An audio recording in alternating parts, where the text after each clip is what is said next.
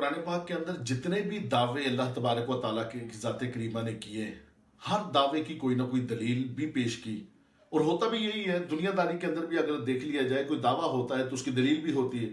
قرآن پاک کے اندر بھی اللہ تبارک و تعالیٰ نے مثال کے طور پر ارشاد فرمایا الا ان اولیاء اللہ لا خوف علیہم ولا هم یحزنون، خبردار بے شک اللہ کے ولیوں کو نہ کوئی خوف ہے نہ کوئی ملال ہے۔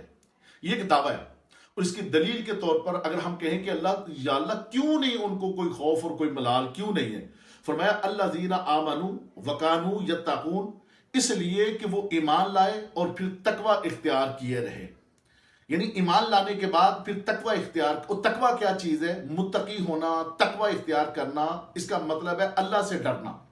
اب ایک بندہ جب ایمان لے کے آیا پھر وہ ڈرتا رہا، میری زبان سے کوئی ایسے الفاظ نہ نکل جائیں کہ جن سے میرا رب ناراض ہو جائے، مجھ سے کوئی ایسے افعال نہ ہو جائیں کہ جن سے میرا رب ناراض ہو جائے، مجھ سے کوئی ایسے اقوال سرزد نہ ہو جائیں کہ جن سے میرا رب ناراض ہو جائے، میرے پاؤں نہ بہک جائیں کہ میرا رب ناراض ہو جائے، میرے ہاتھ کچھ ایسا نہ کر بیٹھیں کہ میرا رب ناراض ہو جائے۔ حضرت عمر فاروق رضی اللہ تعالیٰ عنہ نے سیدنا عبداللہ بن مسعود رضی اللہ تعالیٰ عنہ کو ارشاد فرمایا کہ عبداللہ تقوی سے مراد کیا ہے؟ متقی کس کو کہتے ہیں؟ تقوی اختیار کرنا، تقوی سے مراد کیا ہے؟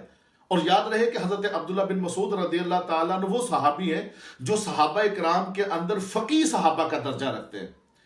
ارشاد فرمایا کہ عبداللہ یہ تقوی اختیار کرنا کیا ہے؟ آپ نے ارشاد فرمایا کہ حضور کبھی آپ کسی ایسے راستے سے گزرے کہ جو جھاڑی دار اور خاردار جھاڑیوں کا راستہ ہو؟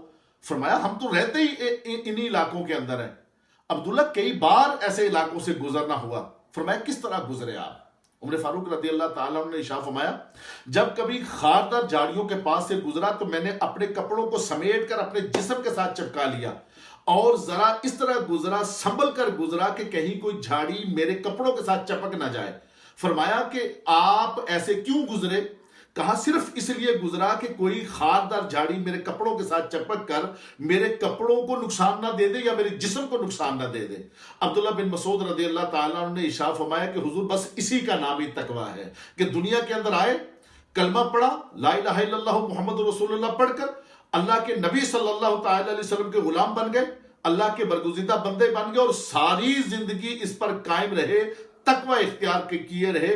جب بندہ اس نہج پر آ جاتا ہے، اس نوبت پر آ جاتا ہے، اس راستے پر چل جاتا ہے، ہر لمحے اس کے دل کے اندر، اس کے ذہن کے اندر یہ خیال رہتا ہے کوئی ایسا کام اسے سرزد نہ ہو جائے کہ میرا رب مجھ سے ناراض ہو جائے۔ پھر اللہ تبارک و تعالیٰ اس کو مقام ولایت عطا فرماتا ہے، اور جب مقام ولایت عطا فرما دیتا ہے پھر اللہ تبارک و تعالیٰ اگلی آیات کے اندر اس کو پھر میڈل عطا فرما رہا ہے، اس کو انعام عطا فرما رہا ہے، اس کو ٹرافی عطا فرما رہا ہے۔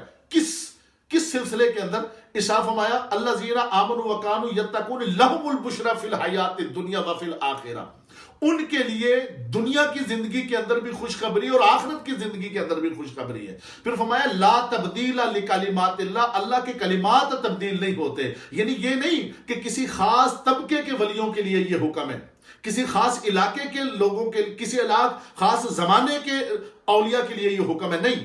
لا تبدیل لکلمات اللہ، جس دور کا ولی بھی ہوگا جب وہ اس نوبت پر آئے گا، اس طریقے پر آئے گا، اس قسم کا تقوی اختیار کرے گا تو اس کے لیے دنیا میں بھی خوشخبری ہے اور آخرت میں بھی خوشخبری ہے۔ لہم البشری فی الحیات الدنیا وفی الآخرہ لا تبدیل لکلمات اللہ ذالک هو الفوز العظیم، اور یہ بڑی کامیابیوں میں سے کامیابی ہے۔ ہر کوئی کامیابی تلاش کرتا ہے، ہر کوئی بھاگتا ہے دنیا کے اندر۔ جب بھی کوئی پیدا ہوا وہ چاہتا ہے میں کامیاب ہو جاؤں، اپنی کامیابی کے لیے وہ پر تولتا ہے، وہ بھاگ دوڑ کرتا ہے اپنی کامیابی کے لیے، مگر فرمایا کہ سب سے بڑی کامیابی یہ ہے اس کو تقوی مل جائے، اللہ کی ولایت اس کو مل جائے اور وہ اللہ کا ولی بن جائے، وہ متقی بن جائے، اور پھر اللہ تبارک و تعالیٰ اس کو دنیا میں بھی خوشخبریاں عطا فرمائے گا، آخرت میں بھی خوشخبریاں عطا فرمائے گا۔